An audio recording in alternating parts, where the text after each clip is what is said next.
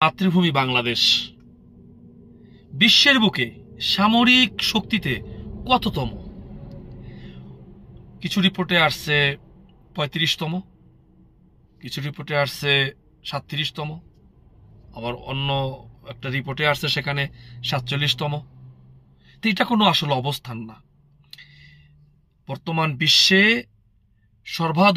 আধুনিক প্রযুক্তি যেখানে সামরিক শক্তিতে ব্যবহার হয়, সেই জায়গায় আমাদের অবস্থান কিছু না বললেই চলে।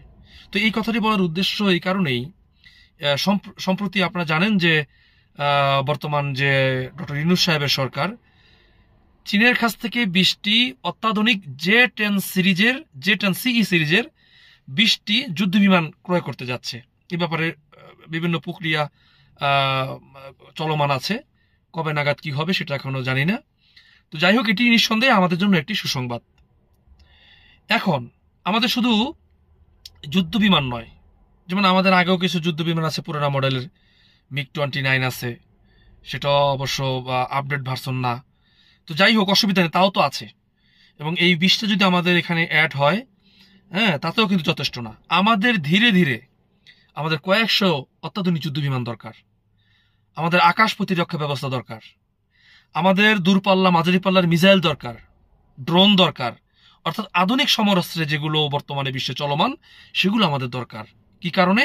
আমাদের সার্বভৌমত্ব, আমাদের দেশের নারী, শিশু, জনগণ, অর্থনীতি সকল কিছু রক্ষার্থে আমাদের প্রয়োজন। পার্শ্ববর্তী রাষ্ট্র ভারত, তারা স্বাধীনের পর থেকে চেষ্টা করছে যাতে আমরা সামরিকভাবে শক্তিশালী না হতে পারি। এটা তাদের ব্যাপার, তাদের কৌশল। কিন্তু আমাদের কৌশল হচ্ছে সামনের দিকে এগিয়ে যাওয়া। তা আমরা কি সামরিক শক্তি অর্জন করি কি মানে ভারতের উপরে আকাশী মনোভাব দেখাবো? না না না, এটা আমাদের ডিফেন্স, এটা আমাদের প্রয়োজন, এটা আমাদের ওজন। এটা থাকলে যে ন্যায্যতা, সেই ন্যায্যতার ভিত্তিতে আমাদের সাথে ভারতের সাথে সম্পর্ক থাকবে। তারা কোনো অভিচার চাপিয়ে দিতে পারবে না, যেটা অতীতে তারা এগুলো করে আসছে। তারা তাদের তাবেদারি আমাদের উপরে চাপিয়ে দেয়। কেন? আমরা স্বাধীন রাষ্ট্র। এর কারণ হচ্ছে আমাদের সামরিক এবং অর্থনীতি দুর্বলতা এবং আমাদের ভিতরে দুর্নীতি, চরম দুর্নীতি।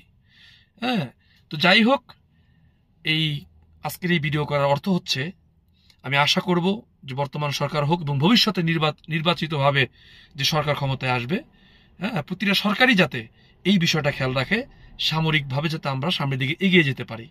সংক্ষিপ্তভাবে বললাম, আসলে এই সামরিক শক্তিটা বর্তমান বিশ্বে অনেক গুরুত্বপূর্ণ। বাণিজ্যিক ক্ষেত্রে গুরুত্বপূর্ণ, টোটাল সকল ক্ষেত্রে গুরুত্বপূর্ণ।